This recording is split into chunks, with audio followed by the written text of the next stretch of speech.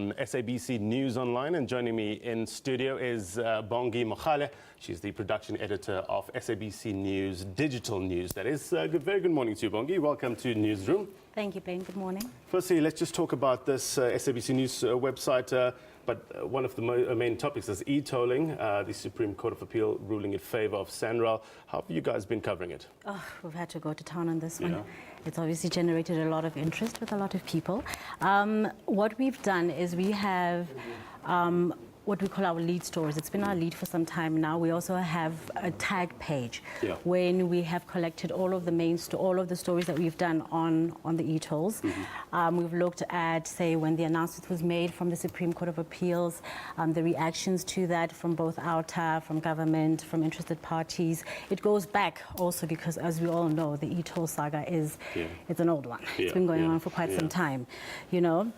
What we also do with the e-tolls, for instance, today on SAFM, this morning they had it on the forum at 8. And that was the topic. They had outer, they had, I think, January reports from government coming through to discuss what's the way forward, basically. And what we would do with that is just to clip some of that audio, put together an audio feature that then goes live on our site. So that if somebody perhaps missed the forum at 8 on SAFM, you can still go and have some snippets of it, or you can listen to the podcast on Iono. It is indeed being buzzing. What sort of sentiments have been coming through? Well, I think there's obviously still a lot of resentment and a lot of anger. I think there's also perhaps in some quarters some quiet acceptance that this is coming through. We've had things like what we do is we call it a storyfy, basically where we take comments from social media and we just put together what people are saying. People like to engage with the news. People like to see themselves becoming part of the news. So when we put these comments up, for instance, this is how people then start to become part of the news themselves. They say Rob Byrne, who does the traffic, says government announces maximum monthly charges, $450 for passenger vehicles. As you can see, you've got the Democratic Alliance coming through, making it an election issue, and just regular people who will have their say and say, you know, either we're happy, we're not happy, or you know what, fine, if you're going to throw us in jail, we're going to pay. Let's stay with social media. Is this what's trending on Twitter at the moment? Yeah, well, apart from the e-tolls, which is obviously the main trend, I would say, is something called Red October. We've chosen to focus on about 3. The first one is Red October. This is a campaign that basically is highlighting the plight of what the organizers say is the oppression and violence against the white people of South Africa, which obviously you can imagine can be quite contentious and controversial in some sectors.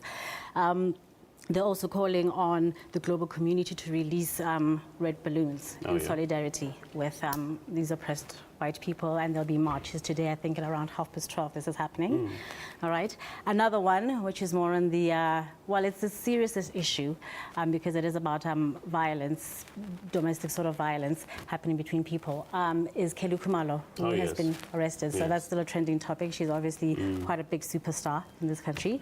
And she's been arrested now for allegedly attacking the wife or spouse or partner of a boyfriend. Very interesting story stuff. Indeed. And the third one is Khumbule Khaya, very popular SABC One show that just basically looks at reconciling people. So that's always a talking point, I think, the day after the episode airs, and people come on and they're like, voice their sentiments about that. Facebook is also a very important tool, isn't it, in social media? How do you guys actually use Facebook to reach the masses out there? Okay, what we do with Facebook is all of our videos. We take videos from selected inserts on all of our TV news programs and current affairs. We put that all together and then we select the best or the most interesting, the most topical. We put that on YouTube and it automatically goes onto our Facebook page also. So that's the one way that we use it, and we invite comment obviously from anybody who's interested. What we also do is we will select the best of their headlines or top stories that we think will get people talking, and then we invite comment and then we'll ask people for their views on this. Just to give you an indication of how much we're growing. currently our Facebook page, SABC News Online, Yes. is the second biggest news media page on see. Facebook right now. All right. And we're doing quite well. Thank you very much indeed, Bongi. That's where we'll have to leave it. For more, you can log on to www.sabc.co.za/news, and you can check out more on e-tolling story as well as the IEC story. I'm told the digital team has embedded the IEC speech that was delivered, so you can get more on that story and much, much more. That address is www.sabc.co.za/news. Bongi Mogale is the production editor of SABC Digital News, keeping us in the loop of what's happening on social media. Now,